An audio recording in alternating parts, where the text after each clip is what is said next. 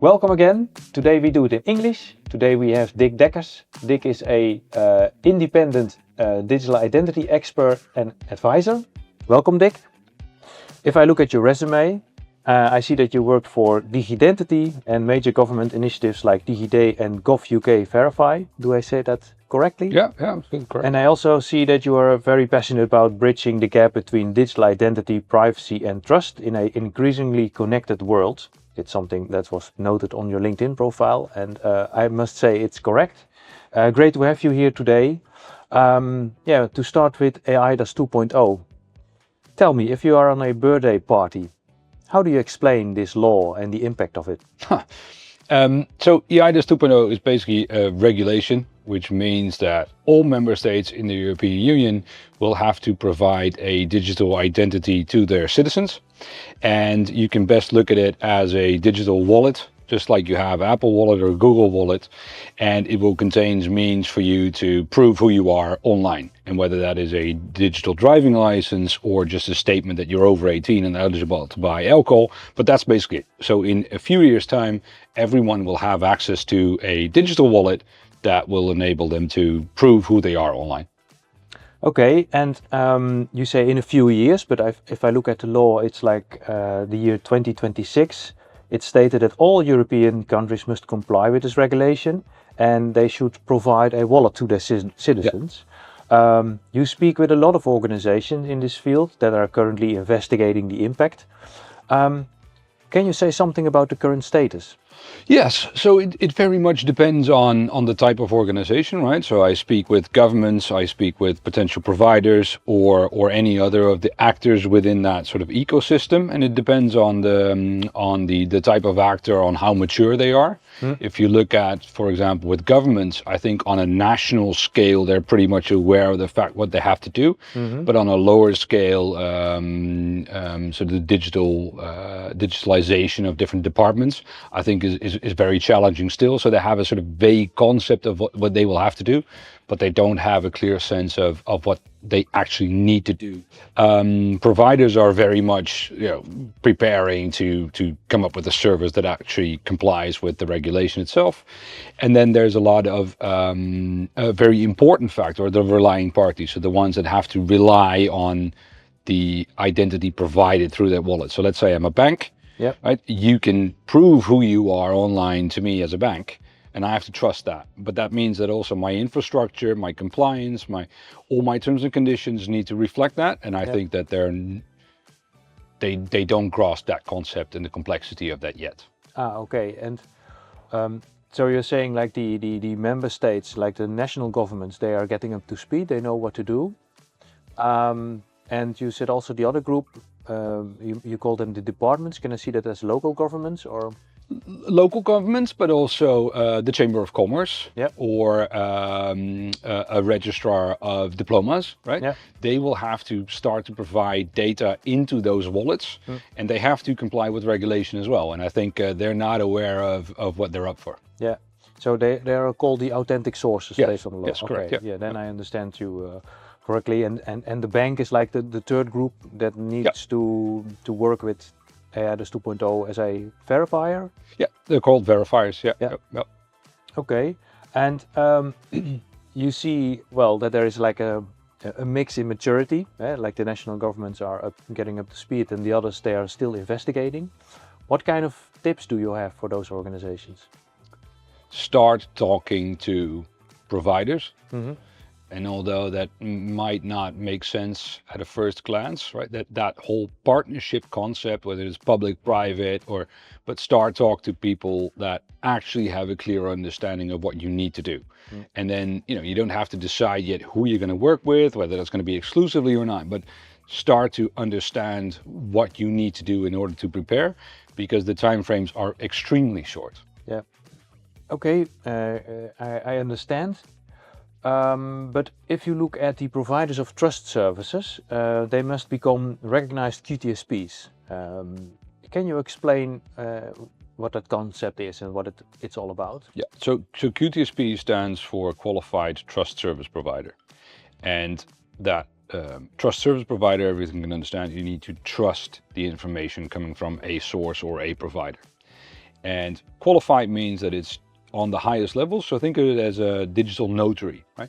It's that assigned, trusted source that allows you to rely on the information you've received, that it's genuine, authentic, and basically trustworthy in your entire process. And that has a tremendous set of implications on the operations and the things you need to do. But essentially that's it, right? If you're a QTSP, I have no reason to doubt whatever you provide is true. Yeah. And who are the organizations that need to become a QTSP? Basically anything that requires to have the highest level of trust. So anything coming from a government, so all the authentic sources effectively need to become a QTSP. And it's a bit up in the air on whether that means that they actually have to get certified. But what the regulation says is you have to do everything on par with the level of a QTSP. And you have to have independent means of proving that you comply. Okay. So that basically means that you have to become a QTSP, right? Yeah. So, like for example, the Chamber of Commerce. That's a good example of a organization that should become a QTSP. Yes. Well, you said it entails a lot. Can you tell us a little bit more about the challenges they face right now? I think the high level summary of it all is the complexity. So becoming a QTSP has impact on different levels. So first of all, you have to comply with a very complicated, extensive set of standards and requirements. Then there's the legal implications around liability. There are very strict requirements around infrastructure and security. And it's an ongoing operational, ultimately, burden, right? You will have to have certification every year. So you have to have your documentation. You need to make sure that you map out whatever you've written down actually happens in real life and vice versa. And that will continuously be audited. And that is a heavy operational burden. Yeah. Yeah, I understand that if you are a QTSP or you are an authentic source, you need to process IDs or at least process attributes. So it really needs to be 100% secure, and you need to prove also that you are secure. So that's the complexity in a way. Ultimately, you take on the liability for the authenticity of the data you provide. So if I say this person is Bram, I take on the liability that you are you. And that is a risk and an operational burden. Yeah. Okay, and if you look at the certification process, can you explain a little bit how that works? Typically, you have 3 stages. So you have, let's say, a stage 1 audit, where an auditor comes in, an independent auditor that are assigned. They look at your readiness. Effectively, they look at your operations, they do a quick scan of your infrastructure, and then they tell you, well, you need to look at these different areas. Then there's a stage 1 audit, which means that they look at documentation. And stage 2 is they look at, you've done operations, how do you match your operations against all your written processes and vice versa. And that typically takes a lot of time, and there is a very limited number of auditors available. So that is also something to take into consideration, that even if you would be fully prepared, it will take you quite some time if you don't book them ahead of time now. Yeah, because everybody wants to. Everyone will have to do this. Not only the wallet providers will need to have the same auditors, the authentic sources will have that, governments will ask them questions, like national governments, verifiers might have questions, so everyone will start to demand some time from them. And there's just a few. Yeah. And you said like that there is you have 3 stages, and there is a sort of independent auditor or someone who will check that, like if the paper reality is reality, so to say. But what is the role of the European Union in this case? How does that work? The European Union or the European Commission sets the regulation and all the standards. So they refer to all the rules that you have to comply with. And those are typically standards around operational security, around infrastructure, around legal paperwork, for example. And then there are independent auditors who look at all those individual sets of requirements, whether you can comply to those. Okay. And if we look at this QTSP status, you know, it has benefits, you know, for those like an authentic source, because they can trustly provide the attributes. But what are the benefits for example, a customer or an individual? The main aspect of working with a QTSP, regardless of, let's say, your position, is the level of trust. Yep. You know that when someone as a QTSP provides you with information, whether it's around the identity or an attribute, that it's trusted. Yep. It's like a notary. No one argues the legality or the interest or the trustworthiness of a notary. And if you're going to become a QTSP, does it also have like competitive advantages?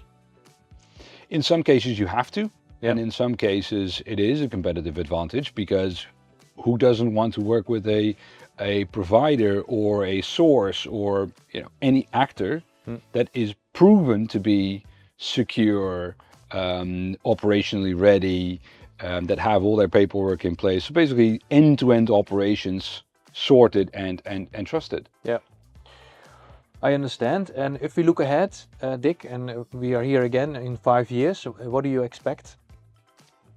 There's a bit of a difference to what I expect and what I hope for.